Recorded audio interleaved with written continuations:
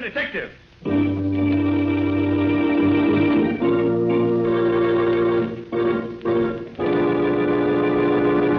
Yes, it's another case for that most famous of all manhunters, the detective whose ability at solving crime is unequaled in the history of detective fiction. Nick Carter, Master Detective. Tonight's curious adventure... The Drums of Death. Or Nick Carter and the Mystery of the White Witch Doctor.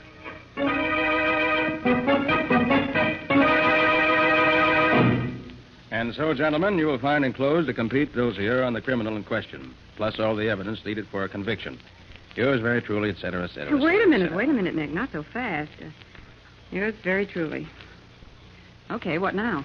Well, what else do we have to take care of, Patsy? The only unfinished business I know of right now is this bunch of letters from that Mrs. Galley. Oh, yes. What was it this Mrs. Galley wanted me to do? She's worried about her doctor, Nick, and she wants to consult you. No, let her consult another doctor if she doesn't like the one she's got now. Throw her letters out, Patsy. Let's go celebrate having our old business all cleaned up. Well, I would, Nick, except that the letter we got from her today throws a new light on her problem. Oh, what did she have to say today that was so vital? She says she's afraid of her doctor. Afraid of him? Oh, Mrs. Galley's that old, wealthy dowager I met at somebody's tea a few weeks ago, isn't she? That's who she is, and she... She's probably a crotchety old hypochondriac whose hobby is doctors. That isn't it. And now that she's seen every physician in town, she wants to start in collecting detectives. Does she say why she's afraid of whatever doctor she's going to now? Yes, she does, Nick. She says he's a witch doctor.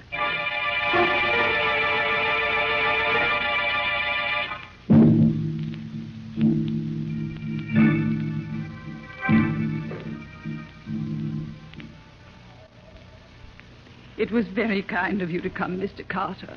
I hoped you would. I confess I wasn't too eager, Mrs. Galley, until Miss Bowen told me about your last letter.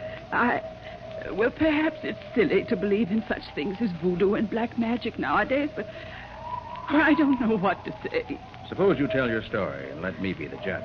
Well, there isn't much to tell, Mr. Carter. I was... What's that? Only the wind, Mrs. Galley. It's nothing. Oh, I'm so unnerved. Well, here's my story. Last week, my nephew, Walter Galley, told me about a wonderful new doctor he discovered, Dr. Congo. I wasn't feeling well, and the name interested me, so I went to see him.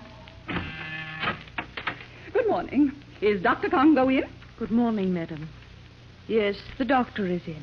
Can't say I remember a doctor's office in Vanderbilt Square before. You're new here, aren't you? Have you come to see Dr. Congo, madam? Naturally. Do I look like an insurance salesman?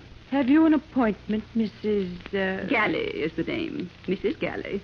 My nephew made an appointment for me. Oh, yes, Mrs. Galley. Will you step this way, please? Dr. Congo's expecting you. Thank you. Wait a moment. What's that noise? Drums, madam. Drums? What drums? If you'll step inside, Mrs. Galley, you'll find out for yourself. Very well. Drums, indeed. What nonsense is this? Good morning. Mrs. Galley, I presume. I'm Dr. Congo. Good morning, Dr. Congo. I want... Golly, what a story. Go on, Mrs. Galley. Why did you scream? Because I saw... Yes, what did you see? A white savage. What? From his neck to his toes, Dr. Congo was an ordinary man. He was wearing striped trousers, formal cutaway jacket, wing collar ascot tie. He was beautifully dressed. But his face... Yes? His face was hideous. Shaven skull, a horrid, grinning mouth, showing his teeth, which had all been filed to a point. And he had a bone through his nose. Like a cannibal. Yes. At first I was stunned. And then I thought it might be a joke my nephew Walter was playing on me. I sat down while the drums throbbed. I'm sorry I screamed, Dr. Congo, but you gave me quite a start. I usually do that to my clients, Mrs. Galley. What kind of a doctor are you? A witch doctor. You're fooling, aren't you? On the contrary. But it's unbelievable. We only joke about things like witchcraft nowadays. I am not joking, Mrs. Galley. I've spent 15 years in the heart of Africa studying voodoo. My face, the drums, the African witchcraft apparatus in this room, all are a necessary part of my profession. Profession? Yes. I am a professional witch doctor, and as such can guarantee miracles that modern medicine would never dream of. Ridiculous. I don't believe you. Really? Oye, Kahada. Oye, Kahada, Pardon me, Mrs. Galley. I was just ordering my men to begin the voodoo drum incantation. None of my clients believed me at first, Mrs. Galley, but I convinced them. Now, if you'll allow me... What are you doing with those scissors? I merely removed a lock of your hair. Now, in spite of yourself, you are officially one of my patients. And I warn you, my fee is high. Well, you're wasting your time, sir. I don't want to be a patient of yours, and I won't pay any fee. I'm leaving. Good day, sir. One moment, Mrs. Galley. Dr. Congo, let go of my arm. You don't understand me, Mrs. Galley, and I'm afraid you don't understand voodoo. This lock of your hair places your health in my hands. Your life or death are mine to do with as I desire. And my fee for this visit is $10,000. Preposterous. Get out of my way. $10,000, Mrs. Galley. Now listen closely. 3 times you will hear my Congo drums roll, no matter where you are. If you have not paid when you hear them for the 3rd time, you will die. Good morning, Mrs. Galley.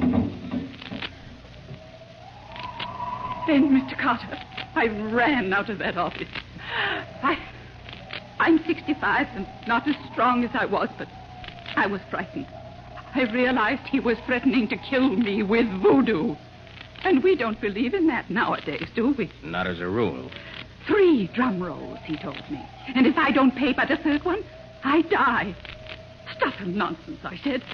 And then, that very night, when I was alone in this room, I heard the distant roll of Congo drums. God. Now, Mrs. Galley, you must calm yourself. I'm sure it's only your nerves. We don't believe in witchcraft today. You've got to believe me, Mr. Carter. I've already heard Dr. Congo's drums beat once. Perhaps you only think you did, Mrs. Galley. This Dr. Congo is playing on your nerves. Hysteria can make us think we hear anything. Oh, no. I'm sure I heard them. Wait. There's a skip.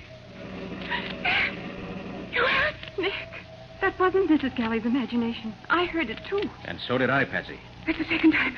It is not just my nerves. You must save me from Dr. Congo, Mr. Carter. If you can't, I'm lost. His voodoo will kill me. Help me. Help me. Mrs. Galley, you mustn't let this get you. I never believed in witchcraft before, but I do now. What a joke on me. Mrs. Galley, please. Please, I beg you. Mrs. Galley. What a joke on me, voodoo. Witchcraft. Slap her face, Patsy. What? Quick, snap her out of this. Okay, if you say so.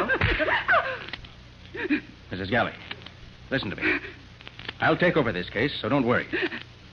Now, where can I find your nephew? Walter. He's usually in the Bubble Bar Cafe at this hour. Oh, Mr. Carter, if that Dr. Congo gets me, Nick, she's fainted. Call her maid and tell her to put her to bed. We've got to get out of here. You go back to the office. I'm going to look for Mrs. Galley's nephew. But, Nick, what about Dr. Congo? Isn't he the one you want to see? No. I have a hunch this case hinges on Walter Galley.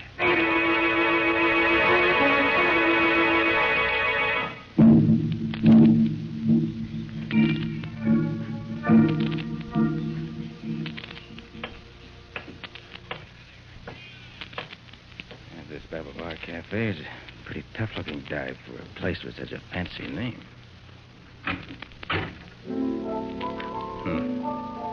Nobody here but the bartender and that piano player. Well, it must be too early in the evening. Good evening. Hiya, pal. What'll it be? Information. Huh? I'm looking for someone. Who? Walter Galley. Oh, him. Walter ain't come in yet. Hang around. He's due any minute. You live around here? Yeah, across the street. River Apartments. I see. He owes you money, too, huh? How's that? Don't play dumb, pal. Galley's clipped us all. Somebody's always coming around looking for him. Pal, I'd give plenty to get back what he owes me. He's no good. How's chances of collecting? 0, pal. 0. Galley claims he's got a rich old aunt who's going to leave him plenty when she kicks off, but I don't... For the lover. What is it? What's the matter, man? Turn around and look. Oh. Good evening, Mr. Carter. Ah, Dr. Congo, I presume? Quite right. What's that thing he's got for a face? Don't you find it inconvenient walking around wearing a bone through your nose, Dr. Congo? No, Mr. Carter, I don't. It's my business. And what's your business with me? You see this African spear I'm carrying? Yes?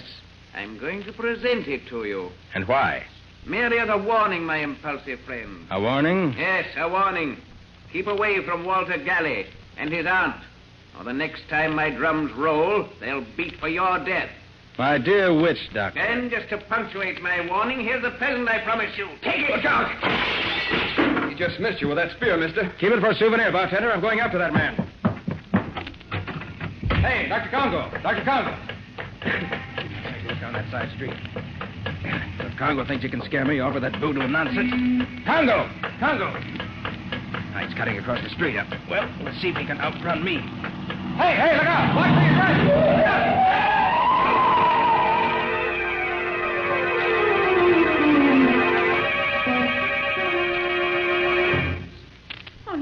Nick, are you all right?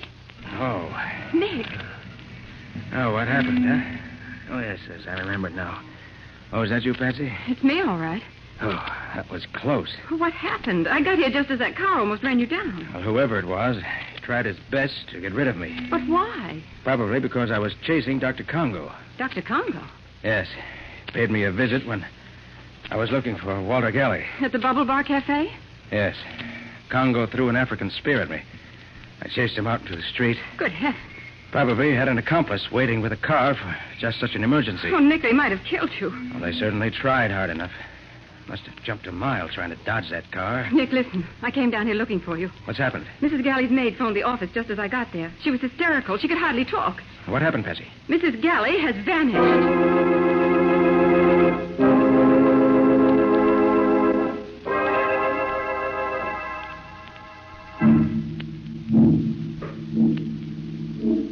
Monsieur Carter, I'm so glad you came. Mrs. Galley has disappeared. How do you mean, Mrs. Galley disappeared? She was spirited away, monsieur, by witchcraft. It's horrible. She has simply vanished. When did you see Mrs. Galley last? After you leave, I put her to bed. She has the hysteria, you remember? Yes, I remember. She does not rest. She cannot sleep. She screams and laughs, so I tell her I will get her the oatmeal. And? I'm in the kitchen. When I hear her scream upstairs, and then of a sudden, she does not scream. She is, how you say, cut off. I enter the bedroom and... And what? You must look for yourself, monsieur. I do not go into this room again. All right. Where is it? I know. Come on. Okay. Oh, Nick, do you really think Dr. Congo made Mrs. Galley vanish? I don't know what to think yet. But those voodoo drums. We heard them when we were here before. Yes, we heard them. Is this the bedroom? Yes. Mm-hmm. The room looks all right. Nothing upset. No sign of a struggle. Nick. What? Look, on the bed. The bed? Oh. What is it, Nick? Looks like dust. Dust forming the outline of a human figure. Oh. If there's any truth in voodoo, Patsy, that's what's left of Mrs. Galley. Oh, Nick, this is awful. Now, steady, Patsy, steady. But this must be real witchcraft, Nick. No human agency could do this to Mrs. Galley. The drum. The Congo drum. Oh, let's get out of here. If I hear those drums again, I'll scream. They're horrible. You better get ready to hear plenty more, Patsy. Right now, we're going to pay a visit to Dr. Congo.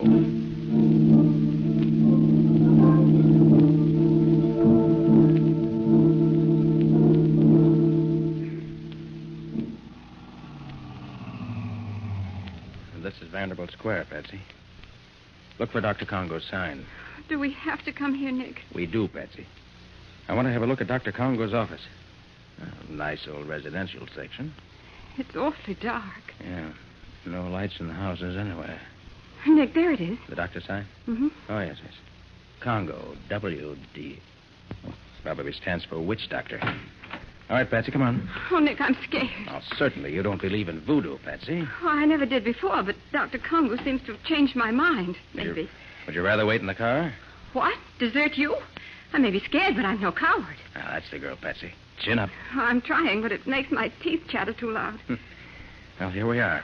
A nice side window. Going to have a peek inside? No, going to break in. What's that? Just a gadget, Patsy, for unlocking locked windows. Oh. Now we turn the catch, and there we are. I'll go first, Patsy. Okay. All right. Let me give you a hand, Patsy. All right. Up, Daisy. There. And here we are, in the den of the witch doctor. What are you looking for? Any clues that'll help us. Rather do it by daylight, but this flashlight will have to serve. Hurry up, Nick. I want to get out of here. Sorry to interrupt. Mr. Carter again, I believe. Just paying a friendly call, Dr. Congo. Interested in Mrs. Galley's unfortunate disappearance, eh? You know about that, huh? Naturally. My voodoo did it. Mrs. Galley was too stubborn to pay the fee she owed me. I would advise you to raise your hands, Mr. Carter. You see, the young lady understands. My native archer is eager to shoot. He'll not miss next time. What do you want, Congo? I thought it was obvious. Money. And I'm going to get it in spite of you. Because unfortunately, you're helpless, Carter. You cannot fight my voodoo, and no law court will convict me of murder by witchcraft. The police will laugh at your evidence. At my evidence? I wonder. You can wander on your way home, Mr. Carter. This way out. And let me warn you never to return, or you'll not go out alive. Come on, Nick. One last word. I've already spoken to Walter Galley on the phone. He refuses to pay the money his aunt owed me. Walter has no money. Ah, but he can raise plenty at a moment's notice on the inheritance he'll receive, now that his aunt is dead. That's true, if his aunt is dead. You had better use your influence on him, if you have any, and persuade him to pay before it's too late. Another threat, Dr. Congo? Listen, Mr. Carter. I do not make empty threats. You've already seen the power of my voodoo in the case of Mrs. Galley. And I'm not joking now. My black magic is already cutting away Walter Galley's life. Unless he agrees to pay what I ask, in a very short time, he too will rot to dust.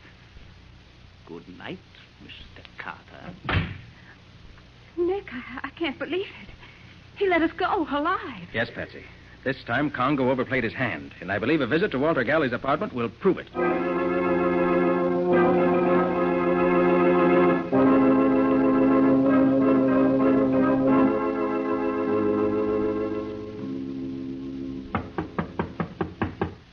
Mr. Galley.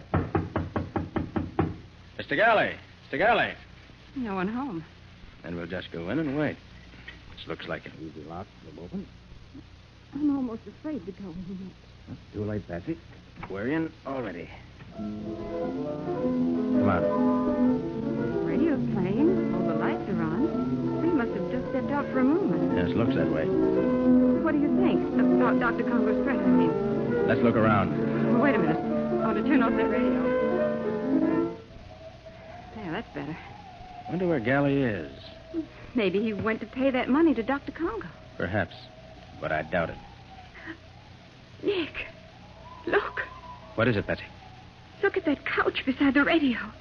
It's covered with... Dust. Yes, I see. It's shaped like a human figure. Exactly like the dust on Mrs. Galley's bed. Then Congo's killed Walter Galley, too. The evidence seems to point that way. But how can Congo do this, Nick? By voodoo. So Congo says. Beat a few drums, melt a wax figure, and your victim rots to dust. And there's the dust on the couch. Then you believe it, too. I didn't say that, Patsy. Listen. The drum again. Oh, Nick, let's drop this case. We can't fight the supernatural. We don't understand it. It's like trying to stop the wind. Trying to stop the wind? Of course, Patsy. That's the one last explanation I was looking for. I should have thought of that myself. What? I mean, this case is solved. Give me a moment to write a note here at Galley's desk. A note? To whom? Why, to Dr. Congo. My dear Dr. Congo, you are right. I have no case for the police. I have just discovered that both your victims committed suicide. Signed, Nick Carter. That's a peculiar note. What does it mean? Dr. Congo will understand it. But, Nick, it couldn't be suicide. But Mrs. Galley and Walter vanished. No bodies were found. Dr. Congo will understand what it means, Patsy. Oh, Nick, you're just deliberately mystifying me. No, Patsy, you'll understand, too, later. But right now, I want you to deliver this note to Mrs. Galley's maid. Her maid? Who did she... No questions now. Deliver it and hurry back to the office. Because Nick, very shortly, we're going to hear Dr. Congo's drums beating again. And this time, they'll be beating for us.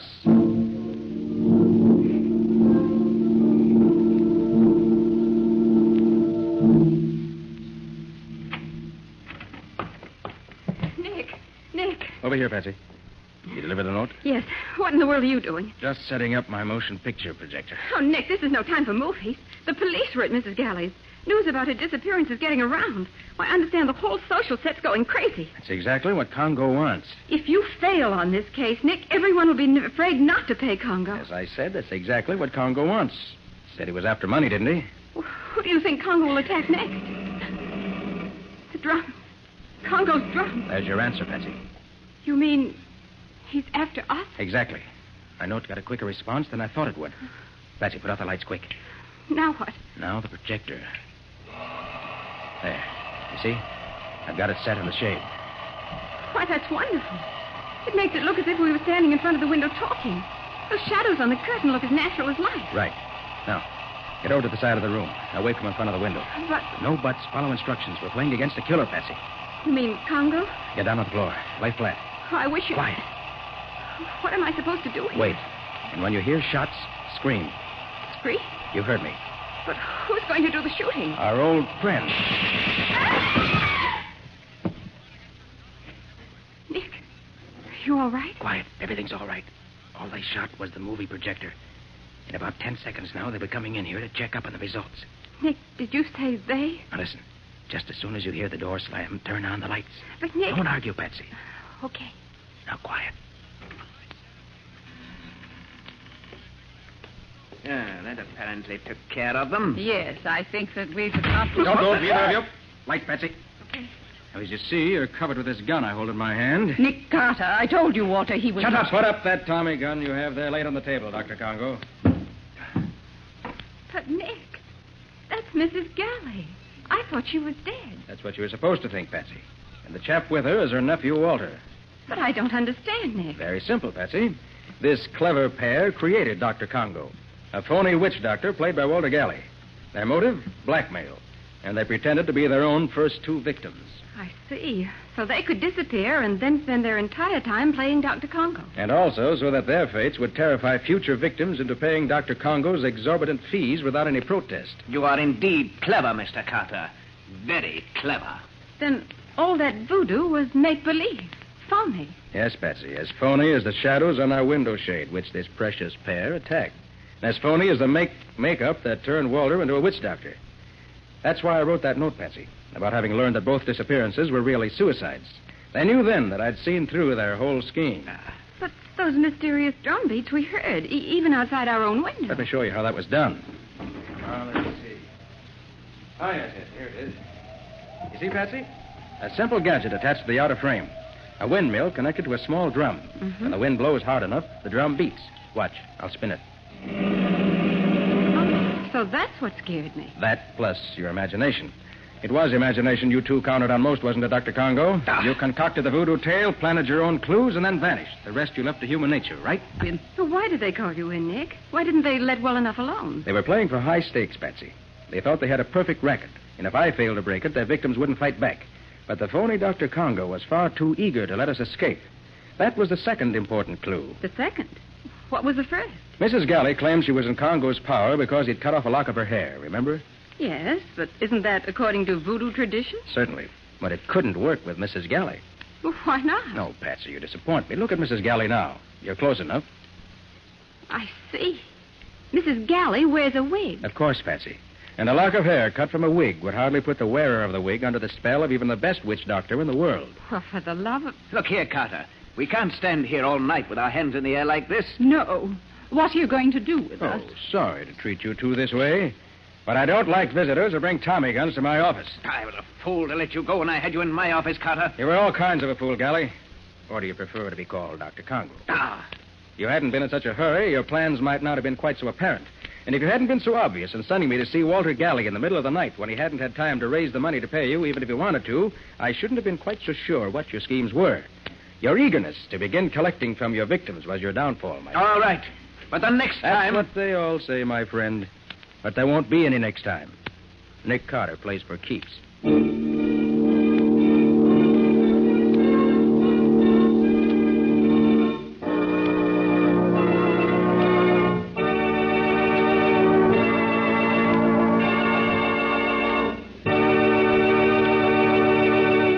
This has been another of the strange adventures of Nick Carter, Master Detective, which are brought to you regularly at the same time by WOR Mutual. And now Philip Clark, who played Dr. Congo in our story tonight, has a message from our government that I want you all to hear. Go ahead, Phil. A friend of mine asked me the other day, why do we need to save waste paper? And how come the supply of paper is limited? Well, the answer to that is obvious. An army needs men, and lumberjacks, among others, join the army. Fewer trees are cut down. Consequently, there's less paper made, because there's less wood pulp available for making it. But that same war that cuts down the available supply of paper demands an ever-increasing quantity of paper for many vital war needs. Paper goes into cartons and containers for food, weapons and equipment needed by the armed forces. Paper is necessary for many of the actual weapons of war, such as incendiary bombs, bomb fins, wingtips, airplane signals, parachute flares, ration containers, and ammunition containers. And the American home is the greatest potential source of waste paper. Every kind is needed. Bags, wrapping paper, newspaper, magazines, old containers, and so on. So if you're not already doing so, start today salvaging all the waste paper you possibly can. Then sell it to your junk dealer, or donate it to some charitable organization. But don't throw away a single scrap of paper. Make it help us win this war.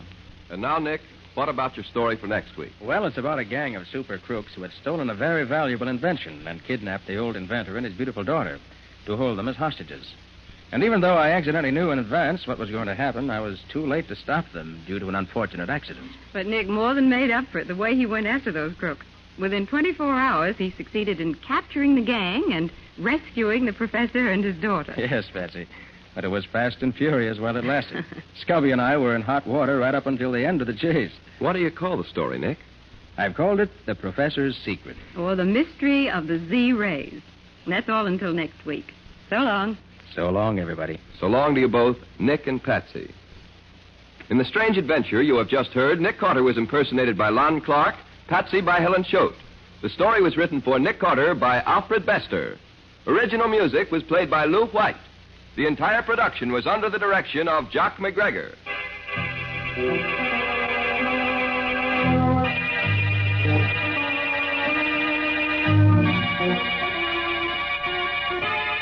Next week at the same time, listen to another curious experience of Nick Carter entitled The Professor's Secret, or Nick Carter and the Mystery of the Z-Rays.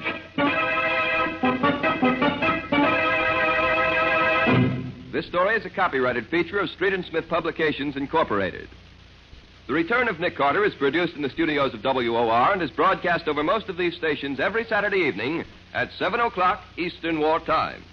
And don't forget that the adventures of Nick's adopted son, Chick Carter, are broadcast over most of these stations Mondays through Fridays at 5:30 p.m. Eastern War Time. This is Mutual.